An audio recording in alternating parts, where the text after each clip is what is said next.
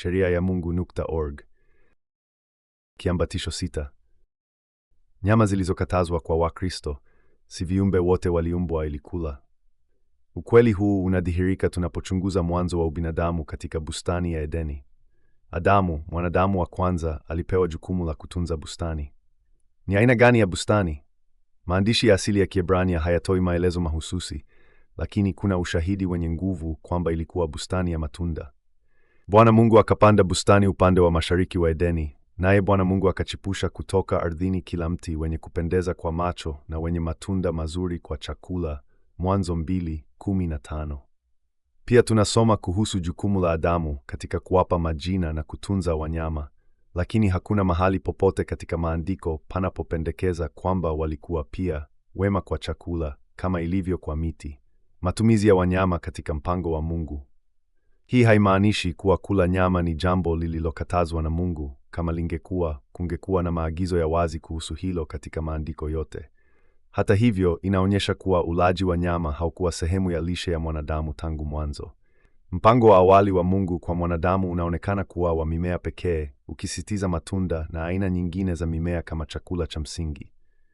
Tofauti kati ya wanyama safi na wasio safi.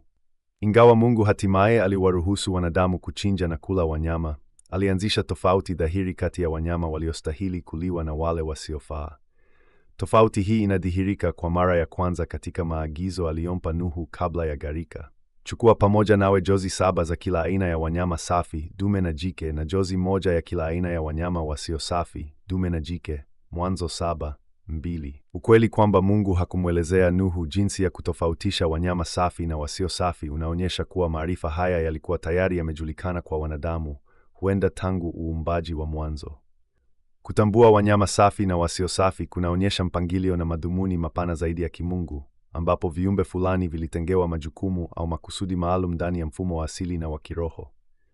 Maana ya awali ya wanyama safi kuhusiana na sadaka. Kutokana na muktadha wa hadithi ya mwanzo hadi kufikia gharika, tunaweza kudhani kwa usahihi kwa mpaka wakati huo, utofauti kati ya wanyama safi na wasio safi ulizingatiwa tu katika muktadha wa sadaka. Dhabihu ya Abeli ya mzaliwa wa kwanza wa kundi lake inaangazia kanuni hii. Katika maandiko ya Kiebrania usemi mzaliwa wa kwanza wa kundi lake, mibetro tsono, unatumia neno tson, ambalo kwa kawaida linahusu wanyama wadogo wa kufugwa kama vile kondoo na mbuzi. Kwa hivyo, kuna uwezekano mkubwa kwamba Abeli alitoa dhabihu ya mwanakondoo au mbuzi mdogo kutoka katika kundi lake, Mwanzo 4:3-5. Vivyo hivyo, baada ya Nuhu kutoka ndani ya safina, alijenga madhabahu na kutoa sadaka za kuteketezwa kwa Bwana kwa kutumia wanyama safi, ambao walitajwa mahsusi katika maagizo ya Mungu kabla ya gharika, Mwanzo 8:20-7:2. Msisitizo huu wa mapema juu ya wanyama safi kwa ajili ya sadaka unaweka msingi wa kuelewa nafasi yao ya kipekee katika ibada na usafi wa kimungu. Maneno ya Kiebrania yanayotumika kuelezea wanyama safi na najisi. Maneno ya Kiebrania yanayotumiwa kuelezea makundi haya, tahor na tamei, si ya kiholela. Yana uhusiano wa kina na dhana za utakatifu na kujitenga kwa ajili ya Bwana. Tamei, najisi, si safi. Matumizi inahusiana na unajisi wa kidini, kimaadili au kimwili. Mara nyingi hutumika kwa wanyama, vitu au matendo yaliyokatazwa kwa matumizi au ibada. Lakini hawa hamtawala kula, maana ni najisi kwenu. Walawi 11:4. Tahor, safi, takatifu. Matumizi inahusiana na wanyama, vitu au watu wanaofaa kwa matumizi, ibada au shughuli za kidini. Ni lazima mtenganishe kati ya vile vilivyo vitakatifu na vya kawaida, na kati ya vile vilivyo najisi na vilivyo safi. Walawi 10:10. Maneno haya yanaunda msingi wa sheria za chakula za Mungu, ambazo zinatajwa kwa kina katika Walawi 11 na Kumbukumbu la Torati 14. Sura hizi zinaorodhesha wazi wanyama wanaochukuliwa kuwa safi, wanaofaa kwa chakula, na najisi, waliokatazwa kuliwa, kuhakikisha kwamba watu wa Mungu wanabaki wakitengwa na watakatifu. Maonyo ya Mungu dhidi ya kula nyama najisi. Katika Tanaki, yaani Agano la Kale, Mungu mara kwa mara aliwaonya watu wake kwa kuvunja sheria zake za chakula.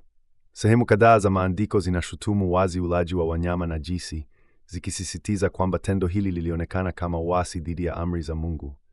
Watu wanaonikasirisha daima mbele ya uso wangu, wanaokula nyama ya nguruwe, na vyombo vyao vimejaa mchuzi wa nyama najisi. Isaya 65:3-4. wale wanaojitakasa na kujitakasa kwa ajili ya kuingia katika bustani, wakimfuata yule anayekula nyama ya nguruwe, panya na vitu vingine najisi, wote wataangamia pamoja na yule wanayemfuata, asema Bwana. Isaya 66:17. Maonyo haya yanaonyesha kuwa kula nyama najisi halikuwa tu swala la lishe, bali pia lilihusiana na uasi wa kiroho na kimaadili. Kitendo cha kula chakula kilichokatazwa kilihusiana moja kwa moja na kutotii maagizo ya Mungu. Kwa kujihusisha na desturi zilizokatazwa wazi, watu walionyesha dharau kwa utakatifu na utii. Yesu na nyama najisi. Pamoja na kuja kwa Yesu, kuenea kwa Ukristo na maandiko ya Agano Jipya, wengi wameanza kuhoji kama Mungu bado anajali utii wa sheria zake, ikiwa ni pamoja na sheria zake kuhusu vyakula najisi. Ukweli ni kwamba karibu ulimwengu mzima wa Kikristo hula chochote wanachotaka. Hata hivyo, hakuna unabii wowote katika Agano la Kale unaosema kwamba Masihi atafuta sheria kuhusu nyama najisi au sheria yoyote ya baba yake kama wengine wanavyodai. Yesu alitii maagizo ya baba yake kwa kila jambo, ikiwa ni pamoja na hili.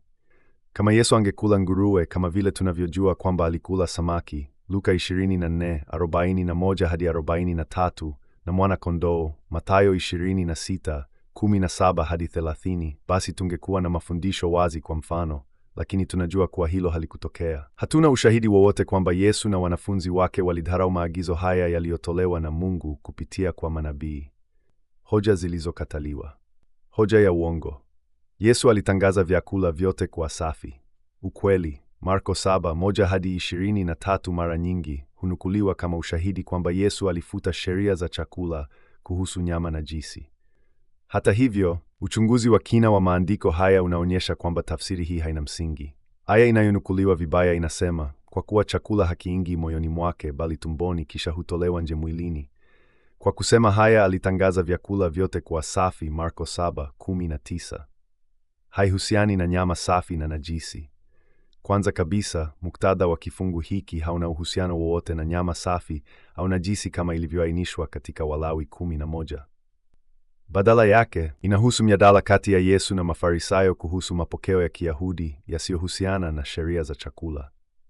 Mafarisayo na waandishi waliona kwamba wanafunzi wa Yesu hawakufanya tendo la kunawa mikono kabla ya kula, linalojulikana kwa Kiebrania kama netilat yadayim, yaani kunawa mikono kwa baraka, desturi ambayo bado inafuatwa na jamii ya Kiyahudi leo, hasa katika mzunguko wa Orthodox. Shida ya Mafarisayo haikuwa sheria ya chakula ya Mungu, bali ilikuwa ni ufuataji wa mapokeo haya ya kibinadamu. Waliona kushindwa kwa wanafibu hizi kufanya uasi dhidi ya mapokeo yao, wakilinganisha hilo na unajisi. Jibu la Yesu: moyo ndio muhimu zaidi. Yesu anatumia Marko 7 kufundisha kwamba kinachomnajisi mtu si desturi za nje au mapokeo, bali ni hali ya moyo wake. Anasisitiza kuwa unajisi wa kiroho unatoka ndani ya mtu kupitia mawazo na matendo maovu, badala ya kushindwa kufuata taratibu za nje. Yesu anaposema kwamba chakula hakimnajisi mtu kwa sababu kinaingia tumboni na si moyoni, hakuwa akizungumzia sheria za chakula bali desturi ya kunawa mikono. Lengo lake lilikuwa kuonyesha umuhimu wa usafi wa ndani badala ya masharti ya nje. Uchambuzi wa Marko 7:19. Marko 7:19 mara nyingi hueleweka vibaya kwa sababu ya dokezo la mabano lililoongezwa na wachapishaji wa Biblia likisema, kwa kusema haya alitangaza vyakula vyote kuwa safi. Katika maandiko ya Kiyunani, sentensi inasema tu, otio keis porewetai auto eisten cardian all eisten koilian kai eiston afedrona ek porewetai katharizon pantata bromata, ambayo inatafsirika moja kwa moja kama, kwa kuwa hakiingi moyoni mwake bali tumboni na hutolewa kwenye choo, kikisafisha vyakula vyote. Kutafsiri sehemu ya mwisho kama, kwa kusema haya alitangaza vyakula vyote kuwa safi, ni jaribio la wazi la kupotosha maandiko ili kuhalalisha mtazamo wa kupinga sheria ya Mungu, mtazamo ambao unafundishwa katika seminari na kufuatwa na wachapishaji wa Biblia. Mantiki sahihi zaidi ni kwamba sentensi nzima inafafanua mchakato wa mmeng'enyo wa chakula. Mfumo wa usagaji huchukua chakula, kutoa virutubisho na vipengele vinavyohitajika na mwili, sehemu safi, na kisha kutoa mabaki kama taka. Kauli kusafisha vyakula vyote huenda inahusu mchakato huu wa asili wa kutenganisha virutubisho muhimu na kinachotupwa. Hitimisho juu ya hoja hii ya uongo. Marko 7:1-23 haihusu kufuta sheria za chakula za Mungu, bali inahusu kukataa mapokeo ya kibinadamu yanayoweka mkazo kwa taratibu za nje badala ya mambo ya moyo. Yesu alifundisha kuwa unajisi wa kweli hutoka ndani ya mtu, si kwa kushindwa kufuata desturi ya kunawa mikono. Dai kwamba Yesu alitangaza vyakula vyote kuwa safi ni tafsiri isiyo sahihi ya maandiko iliyojaa upendeleo dhidi ya sheria za milele za Mungu. Kwa kusoma muktadha kwa uangalifu na kurejelea lugha ya asili, inakuwa wazi kwamba Yesu alisimama imara katika mafundisho ya Torati na hakutengua sheria za chakula alizopewa wanadamu na Mungu. Hoja ya uongo. Katika maono, Mungu alimwambia Mtume Petro kwamba sasa tunaweza kula nyama ya mnyama yeyote. Ukweli. Watu wengi hunukuu maono ya Petro katika Matendo 10 kama uthibitisho kwamba Mungu alifuta sheria za chakula kuhusu wanyama najisi. Hata hivyo, uchunguzi wa kina wa muktadha na madhumuni ya maono haya unaonyesha kuwa hayakuhusiana kabisa na kufuta sheria za chakula. Badala yake, maono haya yalikuwa njia ya kumfundisha Petro kuwakubali watu wa mataifa miongoni mwa watu wa Mungu, si kubadilisha maagizo ya chakula aliyoyatoa Mungu. Maono ya Petro na maksudi yake. Katika Matendo 10, Petro ana maono ya shuka ikishuka kutoka mbinguni ikiwa na wanyama wa kila aina, safi na najisi, huku sauti ikimwamuru, chinja na ule. Jibu la haraka la Petro ni wazi, hapana, Bwana, sijawahi kula kitu chochote kilicho najisi au kichafu. Matendo 10:14. Majibu haya ni muhimu kwa sababu kadhaa. Moja, utii wa Petro kwa sheria za chakula. Maono haya yanatokea baada ya Yesu kupaa mbinguni na baada ya kumiminwa kwa Roho Mtakatifu siku ya Pentekoste. Ikiwa Yesu alifuta sheria za chakula wakati wa huduma yake, Petro, mwanafunzi wake wa karibu, angekuwa tayari anafahamu jambo hilo na asingepinga kwa nguvu hivyo. Ukweli kwamba Petro alikataa kula wanyama najisi unaonyesha kuwa bado alifuata sheria za chakula na hakuwa na ufahamu wowote kwamba zilikuwa zimebatilishwa. 2. Ujumbe halisi wa maono. Maono haya yanarudiwa mara 3, jambo linaloonyesha umuhimu wake, lakini maana yake ya kweli inafafanuliwa katika aya chache baadaye Petro alipofika nyumbani kwa Kornelio, Myunani. Petro mwenyewe anaeleza maana ya maono. Mungu amenionyesha nisimuite mtu yeyote kuwa najisi au mchafu. Matendo 10:28. Maono haya hayakuhusu chakula hata kidogo, bali yalikuwa ujumbe wa mfano. Mungu alitumia taswira ya wanyama safi na najisi kumfundisha Petro kwamba vizuizi kati ya Wayahudi na watu wa mataifa vilikuwa vinaondolewa na kwamba mataifa sasa walikubaliwa katika agano la Mungu. Kutoeleweka kwa hoja ya sheria za chakula zimefutwa. Dai kwamba maono ya Petro yalifuta sheria za chakula linapuuza mambo muhimu kadhaa. Moja, upinzani wa awali wa Petro. Ikiwa sheria za chakula tayari zilikuwa zimefutwa, pingamizi la Petro halingekuwa na maana yoyote. Maneno yake yanaonyesha kuwa aliendelea kuzifuata hata baada ya miaka ya kumfuata Yesu. 2. Hakuna ushahidi wa kimaandiko wa kufutwa kwa sheria. Hakuna mahali popote katika Matendo sura ya 10 ambapo maandiko yanathibitisha kuwa sheria za chakula zilifutwa. Muktadha wote unahusu kupokelewa kwa watu wa mataifa, si mabadiliko ya sheria kuhusu chakula. 3. Ukweli wa kifumbo wa maono. Madhumuni ya maono yanaeleweka wazi kupitia matukio yaliyofuata. Petro alipoelewa kuwa Mungu hana upendeleo, bali anakubali watu wa kila taifa wanaomcha na kutenda haki. Matendo 10:34 hadi 35.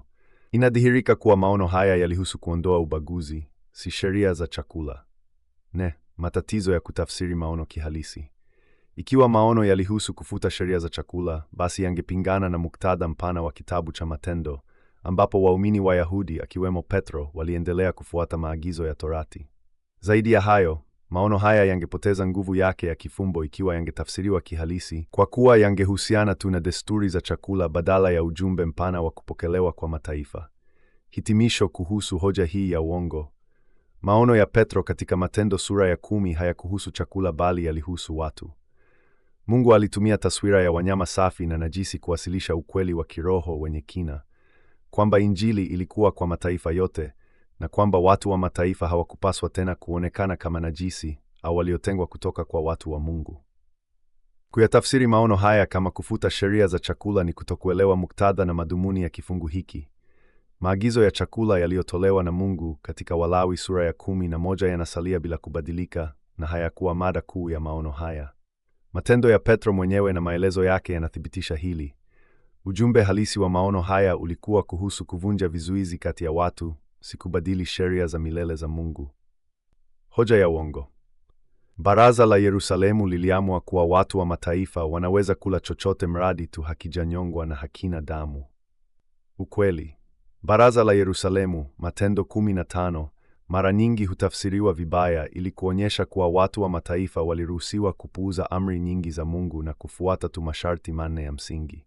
Hata hivyo, uchunguzi wa kina unaonyesha kuwa baraza hili halikuhusu kufuta sheria za Mungu kwa mataifa, bali lilihusu kurahisisha ushiriki wao wa awali katika jumuiya za Kiyahudi za Kimesia.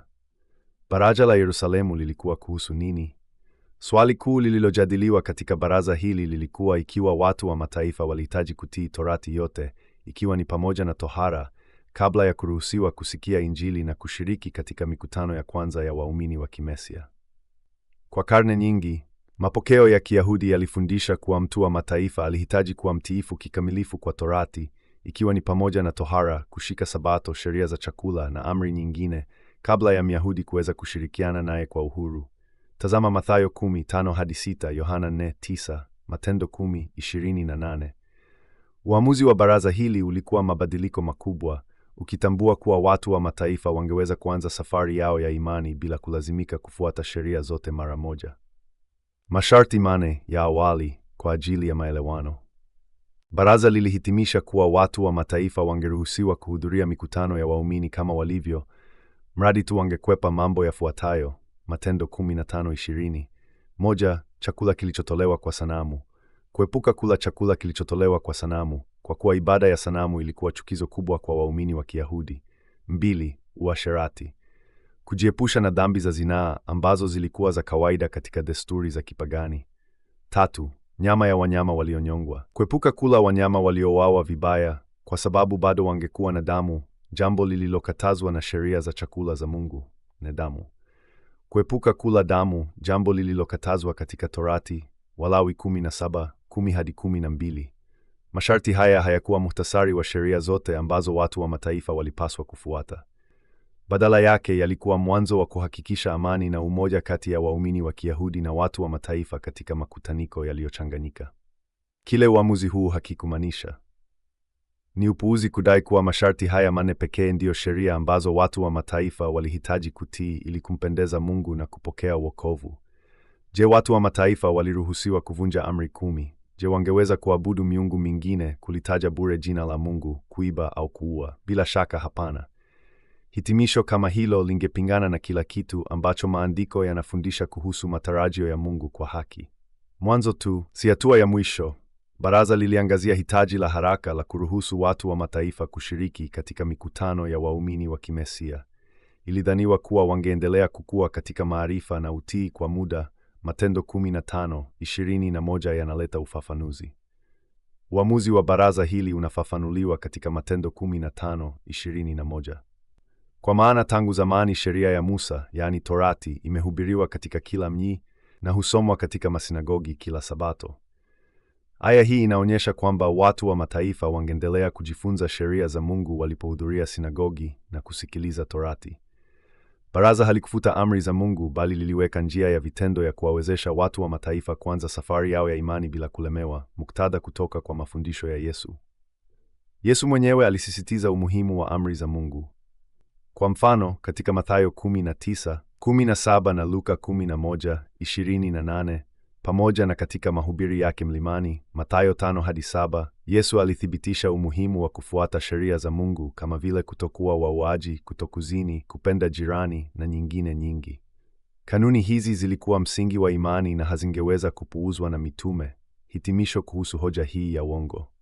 Baraza la Yerusalemu halikuamuru kuwa watu wa mataifa wanaweza kula chochote au kupuuza amri za Mungu. Lilihusu swala maalum, jinsi watu wa mataifa wangepata fursa ya kushiriki katika makutaniko ya Kimesia bila kulazimika kufuata kila kipengele cha Torati mara moja. Masharti manne yalikuwa hatua za kiutendaji za kuhakikisha amani na mshikamano kati ya waumini wa Kiyahudi na wa mataifa.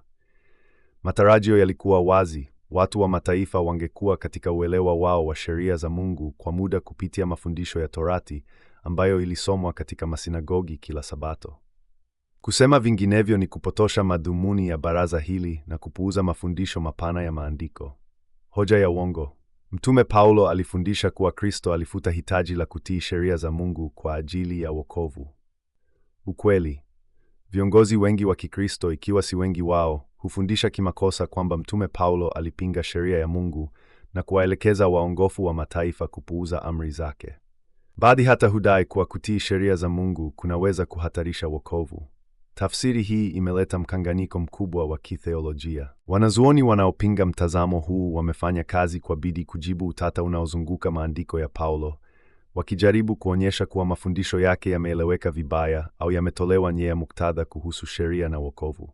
Hata hivyo, huduma yetu ina msimamo tofauti. Kwa nini kueleza Paulo si njia sahihi? Tunaamini kuwa si lazima, na hata ni dharau kwa Bwana, kufanya juhudi kubwa kueleza msimamo wa Paulo kuhusu sheria. Kufanya hivyo kunamweka Paulo, mwanadamu wa kawaida, katika hadhi sawa au hata ya juu zaidi kuliko manabii wa Mungu na hata Yesu mwenyewe. Badala yake, njia sahihi ya kitheolojia ni kuchunguza ikiwa maandiko yaliyotangulia Paulo yalitabiri au kuidhinisha wazo kwamba mtu fulani angekuja baada ya Yesu kufundisha ujumbe wa kufuta sheria za Mungu. Ikiwa unabii kama huo ungekuwepo, tungekuwa na sababu ya kukubali mafundisho ya Paulo kuhusu suala hili kama yalivyothibitishwa na Mungu, na ingekuwa na maana kufanya kila juhudi kuyaelewa na kuyaishi. Kukosekana kwa unabii kuhusu Paulo. Ukweli ni kwamba maandiko hayana unabii wowote kuhusu Paulo au mtu mwingine yeyote akileta ujumbe wa kufuta sheria za Mungu. Watu pekee waliotabiriwa waziwazi katika Agano la Kale ambao wanatajwa katika Agano Jipya ni: moja, Yohana Mbatizaji. Nafasi yake kama mtangulizi wa Masihi ilitabiriwa na kuthibitishwa na Yesu. Tazama Isaya 43, Malaki 4:5-6, Mathayo 11:14. 2. Yuda Iskariote. Marejeo ya moja kwa moja yanapatikana katika Zaburi 41:9 na Zaburi 69:25. 3. Yusufu wa Arimathaya. Isaya 53:9 inamtaja kwa njia isiyo ya moja kwa moja kama mtu aliyemzika Yesu. Bali na watu hawa hakuna unabii wowote kuhusu mtu yeyote, hasa mtu kutoka Tarso, akitumwa kufuta amri za Mungu au kufundisha kuwa watu wa mataifa wanaweza kuokolewa bila kutii sheria zake za milele. Kile ambacho Yesu alitabiri kitatokea baada ya kupaa kwake. Yesu alitoa unabii mwingi kuhusu mambo ambayo yangetokea baada ya huduma yake duniani, ikiwa ni pamoja na uharibifu wa hekalu, Mathayo 24:2, mateso ya wanafunzi wake, Yohana 15:20, Mathayo 10:22, kusambaa kwa ujumbe wa ufalme kwa mataifa yote, Mathayo 24:14. Hata hivyo, hakuna mahali popote ambapo Yesu alimtaja mtu kutoka Tarso, hasa Paulo, akipewa mamlaka ya kufundisha mafundisho mapya au yanayopingana kuhusu wokovu na utii. Jaribio halisi la maandiko ya Paulo. Hii haimaanishi kwamba tunapaswa kuyakataa maandiko ya Paulo au ya Petro, Yohana na Yakobo. Badala yake, tunapaswa kuyachunguza kwa uangalifu, tukihakikisha kuwa tafsiri yoyote inalingana na maandiko ya msingi, sheria na manabii wa Agano la Kale, pamoja na mafundisho ya Yesu katika Injili. Tatizo haliko katika maandiko yenyewe, bali katika tafsiri ambazo wanateolojia na viongozi wa kanisa wameyapa. Tafsiri yoyote ya mafundisho ya Paulo lazima ithibitishwe na: moja, Agano la Kale, sheria ya Mungu kama ilivyofunuliwa kupitia manabii wake; 2, Injili; 4, maneno na matendo ya Yesu ambaye alihifadhi sheria. Ikiwa tafsiri haikidhi vigezo hivi, haipaswi kukubalika kama ukweli. Hitimisho kuhusu hoja hii ya uongo. Dai kwamba Paulo alifundisha kufutwa kwa sheria za Mungu, ikiwa ni pamoja na maagizo ya chakula, halina uthibitisho wa kimaandiko. Hakuna unabii unaotabiri ujumbe kama huo, na Yesu mwenyewe alihifadhi sheria. Kwa hivyo, mafundisho yoyote yanayodai vinginevyo yanapaswa kupimwa dhidi ya neno la Mungu lisilobadilika. Kama wafuasi wa Masihi, tumeitwa kutafuta ulinganifu na kile ambacho tayari kimeandikwa na kufunuliwa na Mungu, si kutegemea tafsiri zinazopingana na amri zake za milele. Mafundisho ya Yesu kupitia maneno na mfano. Mwanafunzi wa kweli wa Kristo anaiga maisha yake yote kwa kufuata mfano wake. Alisema wazi kuwa ikiwa tunampenda, tutakuwa watiifu kwa Baba na Mwana. Hili si sharti kwa wanyonge, bali ni kwa wale ambao macho yao yameelekezwa katika ufalme wa Mungu na walio tayari kufanya lolote ili kupata uzima wa milele, hata kama italeta upinzani kutoka kwa marafiki, kanisa na familia. Amri zinazohusu nywele na ndevu, tzitzit, tohara, sabato na nyama zilizokatazwa zinapuuzwa na karibu Ukristo wote, na wale wanaokataa kufuata mkondo wa wengi bila shaka watakabiliwa na mateso, kama Yesu alivyotuonya, Mathayo 5:10. Utii kwa Mungu unahitaji ujasiri, lakini thawabu yake ni uzima wa milele. Nyama zilizokatazwa kwa mujibu wa sheria ya Mungu. Sheria za chakula za Mungu, kama zilivyoainishwa katika Torati, Zinafafanua wazi wanyama ambao watu wake wanaruhusiwa kula na wale ambao wanapaswa kuepukwa. Maagizo haya yanasisitiza utakatifu, utii na kujitenga na desturi zinazonajisi. Hapa chini kuna orodha ya kina ya nyama zilizokatazwa pamoja na marejeo ya kimaandiko. Moja, nyama wa nchi wasiotafuna kud au wasio na kwato zilizogawanyika. Wanyama huchukuliwa kuwa najisi ikiwa hawana moja au zote kati ya sifa hizi mbili. Mifano ya wanyama waliokatazwa: ngamia gamal hula tena chakula chake lakini hana kwato zilizogawanyika, Walawi 11:4. Farasi sus hali tena chakula chake na hana kwato zilizogawanyika. Nguruwe chazir ana kwato zilizogawanyika lakini hali tena chakula chake, Walawi 11:7. 2. Viumbe wa majini wasio na mikia na magamba. Samaki wanaruhusiwa tu ikiwa wana mikia na magamba. Viumbe wanaokosa moja au vyote ni najisi. Mifano ya viumbe waliokatazwa: samaki wa aina ya catfish hana magamba. Viumbe wa maganda ikiwa ni pamoja na kamba, kaa, jongo na chaza hana mikia wala magamba. Pweza na ngisi hawana mikia wala magamba, Walawi 11:9-12. 3. Ndege wanaokula nyama, wajilaji na waliokatazwa. Sheria inabainisha ndege fulani ambao hawapaswi kuliwa, hasa wale wanaojulikana kwa tabia za uwindaji au ulaji wa mizoga.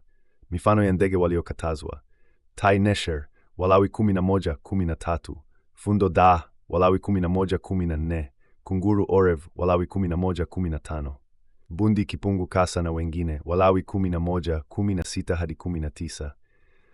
Wadudu wanaoruka walio na miguu minne. Wadudu wanaoruka kwa ujumla ni najisi isipokuwa wale wenye miguu ya kuruka. Mifano ya wadudu waliokatazwa: nzimbu na mende, panzi na nzige, hata hivyo wanaruhusiwa, Walawi 11:20-23. 5. Wanyama wanaotambaa chini. Kiumbe yeyote anayesonga kwa tumbo lake au aliye na miguu mingi na kutambaa chini ni najisi. Mifano ya viumbe waliokatazwa: nyoka, mijusi, panya na fisi maji, Walawi 11:29-30 na 41-42. 6.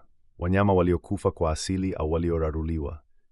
Hata kwa wanyama safi, mzoga wote uliokufa peke yake au kuraruliwa na wanyama wengine haupaswi kuliwa. Walawi 11:39-40, Kutoka 22:31. Uzalishaji wa msetu. Ingawa si amri ya moja kwa moja ya chakula, utafutaji wa msetu wa spishi umekatazwa, ikionyesha uangalifu katika uzalishaji wa vyakula. Walawi 19:19. Maagizo haya yanaonyesha hamu ya Mungu ya kuwa watu wake wawe tofauti, wakimheshimu yeye hata katika uchaguzi wao wa chakula.